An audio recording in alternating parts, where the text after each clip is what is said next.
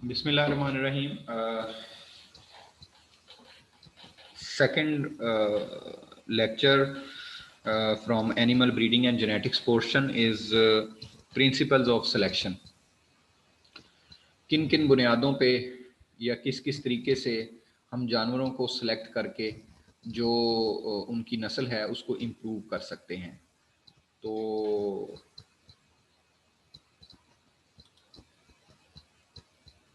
उसमें सबसे पहली बात तो ये मैं बताना चाहूँगा कि किसी भी इंडिविजुअल की या एनिमल की जो परफॉर्मेंस है उसमें दो चीज़ें हैं, दो मेन फैक्टर्स हैं जो उसको अफेक्ट करते हैं। एक तो उसकी जेनेटिक्स है और दूसरा उसका एनवायरनमेंट है। अब एनवायरनमेंट में क्या क्या चीज़ है? एनवायरनमेंट में उसकी फीडिंग है, यानी उसकी खुराक मैटर कर रही है, और जो मैनेजमेंट है उसकी वो उसके अंदर कंट्रीब्यूट कर रही है, और डिजीज़ कंट्रोल है। और जो जेनेटिक्स है वो तो अंडरस्टूड है कि वो सारे का सारा वो जीन कम्बिनेशन है जो कि एक एनिमल को उसके दोनों पेरेंट्स से मिला है जबकि जाइगोट फॉर्मेशन हो रही थी, यानी फर्टिलाइजेशन के वक्त। तो ये चीज़ें होगी बड़ी क्लियर, यानी दो मेन फैक्टर हैं जिससे कि एनिमल की जो या इंडिविजुअल की परफॉर्मेंस है वो अफेक्ट होती है। उसमें एक एनवायरनमेंट और दूसरा जेनेटिक्स है। और एनवायरनमेंट में फीडिंग, मैनेजमेंट, डिजीज़ कंट्रोल, ये तीन चीज़ें आती हैं।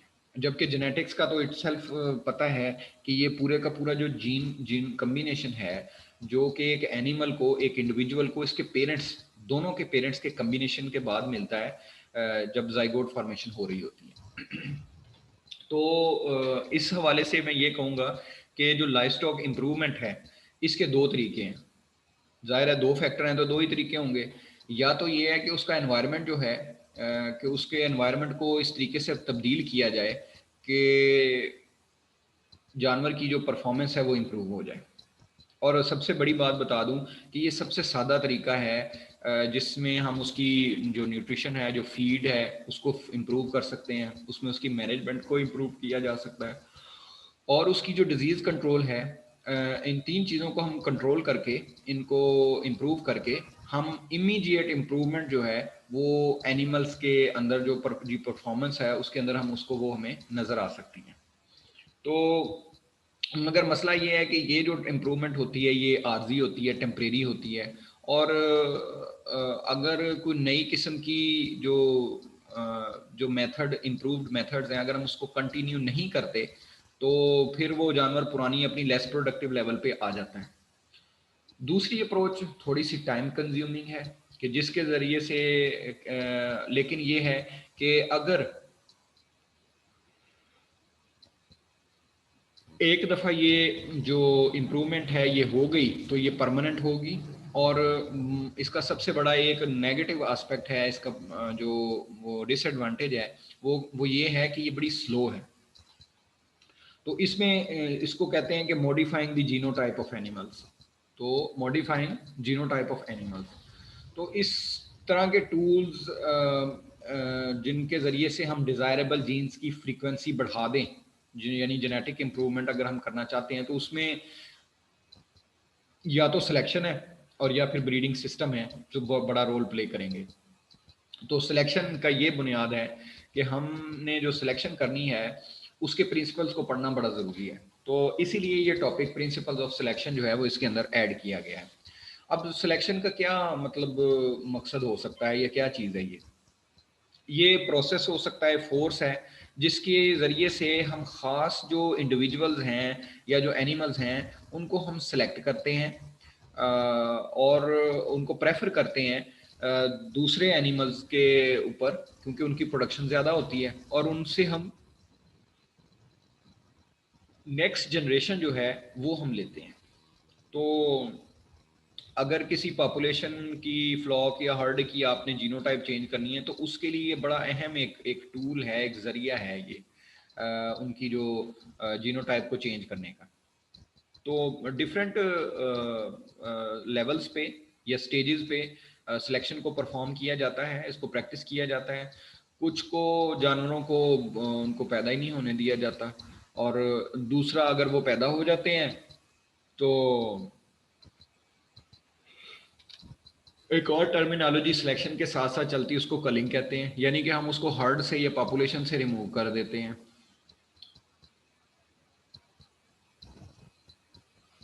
और कई दफ़ा ये होता है कि जानवरों को हम कुछ सीज़न रखते हैं, उसके बाद उनको कल कर देते हैं बुढ़ापा आने से पहले।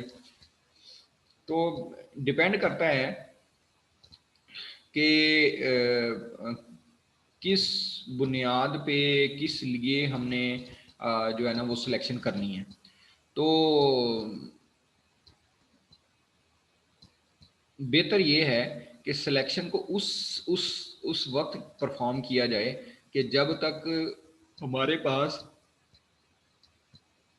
प्रॉपर इंफॉर्मेशन नहीं आ जाती, जब तक रिकॉर्ड नहीं आ जाता इंडिविजुअल्स का, उस वक्त तक हम सिलेक्शन नहीं कर सकते। मसलन एक कह लें बछड़ी है, वो पैदा हुई। अब क्या हुआ कि उसने बड़ी हुई, मैच्योर हो गई, एज एट पुबर्टी उसकी आ गई। मैच्योर होने के बाद उसको जो है ना आपने उसकी आर्टिफिशियल इंसेमिनेशन या नेचुरल इंसेमिनेशन मेथड अडॉप्ट किया। तो उसके बाद इंसेमिनेशन के बाद वो जो है वो प्रेग्नेंट हो गया जानवर, और 9 महीने के बाद उसने जो है वो एक बच्चा दे दिया। अब इसके बाद इसकी प्रोडक्टिविटी शुरू होगी, क्योंकि फर्स्ट काविंग है, इसका मिल्क प्रोडक्शन भी स्टार्ट हो जाएगा। अब इसकी मिल्क प्रोडक्शन का पता अब लगेगा। ठीक हो गया। अब उतनी देर में जब इसके 9 महीने या इसको 2 महीने के बाद इसको दोबारा इसको हम करेंगे, इसकी ब्रीडिंग करेंगे, यानी इसको दोबारा से इंसेमिनेट करके और इसको प्रेग्नेंट किया जाएगा इस जानवर को। और फिर 9 महीने का प्रोसेस जैसे ही पूरा होगा, इस दौरान में वो मिल्क प्रोडक्शन के प्रोसेस में भी जाएगी, दूसरी दफ़ा जो काविंग होगी। और साथ ही साथ जो है इसका जो बच्चा है उसकी उम्र भी बढ़ रही है, तो इसकी जो नेक्स्ट जनरेशन है वो भी साथ तैयार हो रही है। जितनी देर में दूसरी जनरेशन ने तैयार होना है, इसका जो दूसरा बच्चा है, यानी कि तीसरी जो बच्चा है वो उसने आ जाना है। अब इसको टाइम लगता है इस चीज़ को, 3 साल 4 साल। और आजकल वैसे जो हॉस्टल फ्रीजिंग के हवाले से बात करें तो वो तो 1.25 साल 1.5 साल में एज एट पुबर्टी पे पहुंच जाते हैं। अब कौन कौन सी किस्में हैं सिलेक्शन की जिसकी बुनियाद पे हम जानवरों को सिलेक्ट कर सकते हैं? एक उसकी सबसे बड़ी जो है मास सिलेक्शन है। इसमें जानवरों की जो फिनोटाइप है, जो फिजिकल अपीयरेंस है, एक या एक से ज़्यादा रिकॉर्ड्स की बुनियाद पर हम उसको यानी कि सिलेक्ट करते हैं। सादा सा तरीका है। इसमें मिसाल के तौर पे आपने जानवर आपके पास हैं 100 150 200 500 जानवर, आपने उसकी जो है ना वो मिल्क प्रोडक्शन जो है वो आपने रिकॉर्ड की हुई है। अब इस रिकॉर्डेड डाटे की बुनियाद पे आप क्या करते हैं जनाब के मिल्क प्रोडक्शन में रैंकिंग कर लेते हैं, तो डिसेंडिंग ऑर्डर में ले जाते हैं on the basis of their performance. तो जो लोएस्ट परफॉर्म करते हैं उनको हम ब्रीडिंग स्टॉक से निकाल देते हैं। तो ऐसी जो ट्रेड्स जो कि हाईली ट्रांसमिसिबल हैं, जैसे कि ग्रोथ रेट है, यानी कि जिस वज़न का बढ़ना है, उसके हवाले से हम इसको ज़्यादा लेके चलते हैं। और दोनों सेक्सेस में कि अंदर इसको जो है ना वो मेजर किया जा सकता है। तो ये एक थोड़ा सा इंतज़ार इसमें ज़्यादा करना पड़ता है कि भी जनरेशन इंटरवल उससे बढ़ जाएगा और प्रोग्रेस जो पर यूनिट ऑफ टाइम है वो भी कम हो जाएगी। तो mass selection overall no doubt it's simplest way of selection, लेकिन इससे हमारी स्पीड बड़ी बड़ी ही स्लो होगी। फिर एक हम करते हैं फैमिली सिलेक्शन है। फैमिली सिलेक्शन में जो है वो 2-3 चीज़ें आ जाती हैं। मसलन फैमिली सिलेक्शन में एक है पेडिग्री सिलेक्शन। पेडिग्री सिलेक्शन जो है इसमें इनके जो एंसेस्टर्स हैं जिनों के उनकी बेस पे सिलेक्शन की जाती है। मिसाल के तौर पे हम एक हमारे पास एक बछड़ी है, और वो जनाब हमें उसके पेरेंट्स का पता है कि उसकी जो डैम है उसकी प्रोडक्टिविटी भी बड़ी अच्छी है। तो जाहिर है कि हम क्या करेंगे कि उस वो जो मेल और फीमेल हैं वो दोनों हमारे लिए कीमती हैं, स्पेशली मेल ज़्यादा इम्पोर्टेंट है। तो जब जानवर ज़्यादा यानी यंग होते हैं, छोटी उम्र में होते हैं और उनकी अपनी परफॉर्मेंस का भी पता नहीं होता, तो हम पेडिग्री सिलेक्शन का जो जो टाइप है इसको यूज़ कर सकते हैं। अगर एनिमल की रिकॉर्डेड परफॉर्मेंस हमारे पास हो और पेरेंट्स के बारे में हो और दूसरे एंसेस्टर्स के बारे में अगर हो, तो हमारा जो किसी भी इंडिविजुअल को सिलेक्ट और रिजेक्ट करने का जो कॉन्फिडेंस लेवल है वो डिफरेंट होगा। इसके बारे में ये भी कह सकते हैं, इसको इसलिए भी इस्तेमाल कर सकते हैं कि ऐसी ट्रेड्स जो एक सेक्स के अंदर जो है जो एक्सप्रेस नहीं होती। लेकिन मसला ये है कि बाज़ पेडिग्री का जो रिकॉर्ड है वो अवेलेबल ही नहीं होता और जो परफॉर्मेंस ऑफ एंसेस्टर है उसको हम रिकॉर्ड नहीं करते। और बाज़ ये होता है कि बाज़ जानवरों की तारीफ इतनी की जाती है कि सैम्पलिंग जो है नेचर जो जीन्स की लिमिट कर देती है हमारी एबिलिटी को कि एग्जैक्टली कौन से जीन्स जो हैं वो ऑफस्प्रिंग को ट्रांसमिट हुए। तो ये एक बहुत बड़ा मसला है। बाद जानवर बड़े मशहूर हो जाते हैं जी, दो फलां जानवर का दूध की पैदावार बड़ी ज़्यादा है। अरे भाई और भी उसके साथ जो जानवर उसके मौजूद होंगे उनकी भी हो सकती है परफॉर्मेंस बहुत अच्छी हो, तो उनको इग्नोर कर दिया जाता है और बाज़ नहीं यानी कि इसको किया जाता है कंसीडर।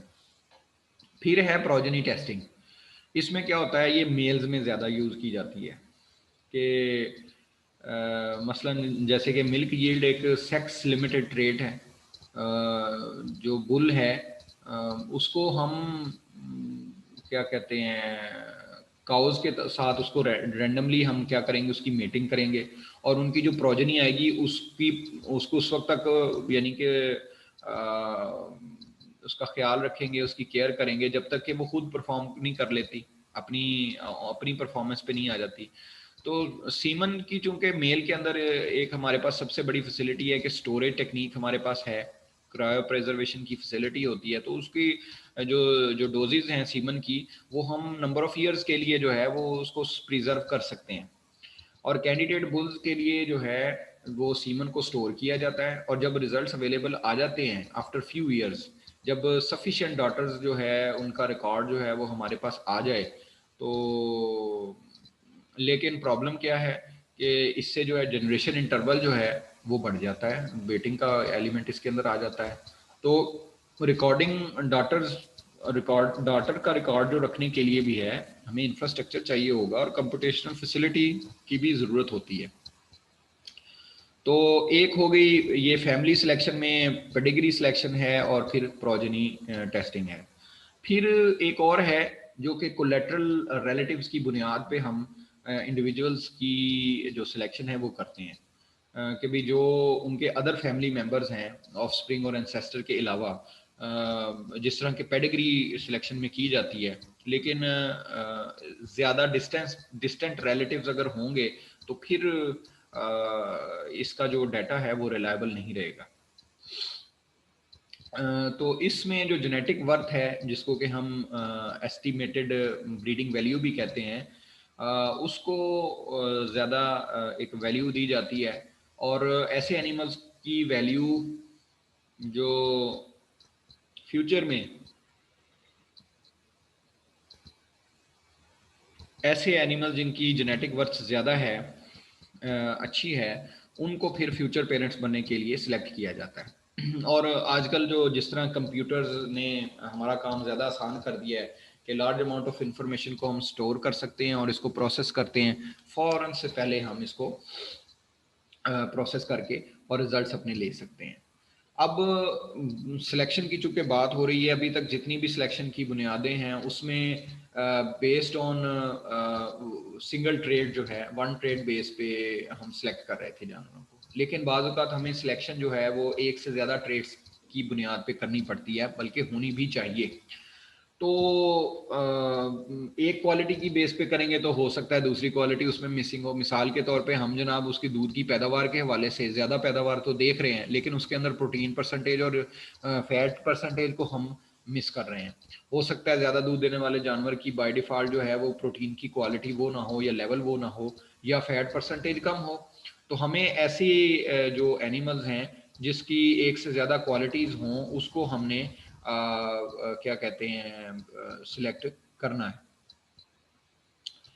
अब ये होता है कि जब मोर देन वन ट्रेड की बात होती है तो उसमें मुख्तलिफ इसकी टाइप्स हैं, इसके मेथड्स हैं। मसलन टेंडम सिलेक्शन है। इसमें क्या करते हैं कि एक ट्रेड को एक वक्त में हम जो है वो उसकी बेस पे सिलेक्शन करते हैं जब तक कि वो सेटिस्फैक्ट्री इंप्रूवमेंट आ नहीं जाती।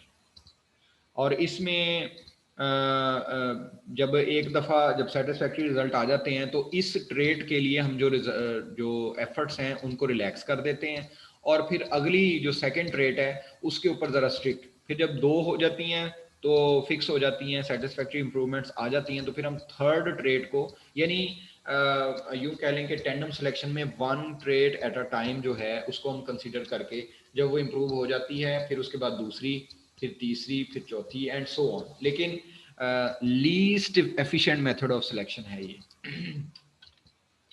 अब एक है कि एक और मेथड है जिसको हम कहते हैं simultaneous but independent culling method.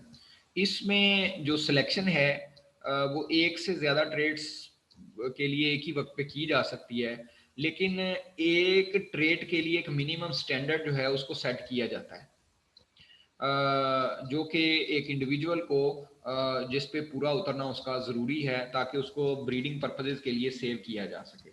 और अगर कोई मिनिमम क्राइटेरिया या स्टैंडर्ड जो है किसी एक ट्रेड के लिए पूरा नहीं कर पाता एनिमल, तो उस एनिमल को रिजेक्टेड कर लिया जाता है और उसको ब्रीडिंग पर्पज़ के लिए इस्तेमाल नहीं किया जाता।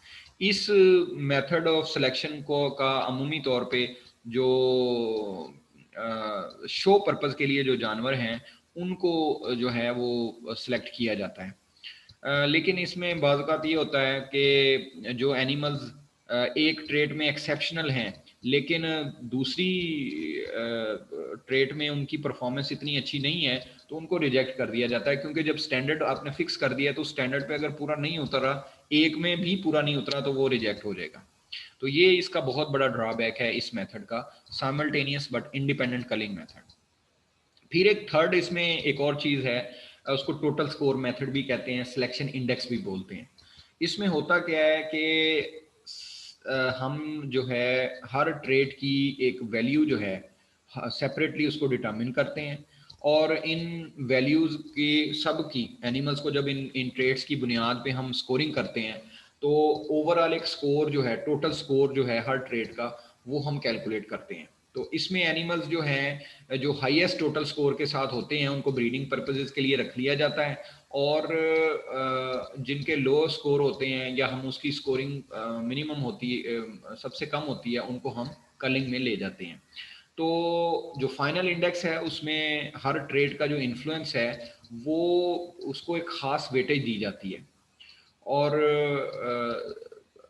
इसका ये फ़ायदा होता है कि मिसाल के तौर पे दूध मिल्क प्रोडक्शन की ट्रेड, उसके अंदर जो मिल्क के अंदर जो डिफरेंट कंपोनेंट्स हैं, जो टोटल सॉलिड्स हैं, उनकी कंपोनेंट की भी बड़ी वैल्यू है। तो हर जो ट्रेड है उसको कितना वेट देना है ये इस चीज़ पे डिपेंड करता है कि उसकी इकोनॉमिक वैल्यू कितनी ज़्यादा है। तो इसको मैं समझता हूँ कि most efficient method of selection है, क्योंकि इससे जो जितने सुपीरियर एनिमल हैं, जो कुछ यानी कि ट्रेड्स में खवास में तो बेहतर हैं लेकिन कुछ में वो इतना अच्छा परफॉर्म नहीं कर पाते, तो वो जो साइमल्टेनियस का जो सिलेक्शन का जो प्रोसेस है उसका ये जो एक ड्रॉबैक था कि वो जी exceptionally good in one trade लेकिन marginally poor in another trade जो है वो रिजेक्ट हो जाते हैं। इसमें ऐसा नहीं होता, इसमें ओवरऑल स्कोरिंग होती है, टोटल स्कोर मेथड बनता है, टोटल स्कोर होता है जिसकी बुनियाद पे फिर जानवरों को ब्रीडिंग पर्पस के लिए जो है वो सिलेक्ट कर लिया जाता है। तो ये हमारा जो प्रिंसिपल्स ऑफ सिलेक्शन से रिलेटेड आज का लेक्चर था, ये भी अल्हम्दुलिल्लाह कंप्लीट हो गया। तो introduction to animal breeding and genetics और प्रिंसिपल्स ऑफ सिलेक्शन, ये दोनों आज इंशाल्लाह ऑनलाइन हो जाएंगे। तो मिलते हैं दोबारा जी।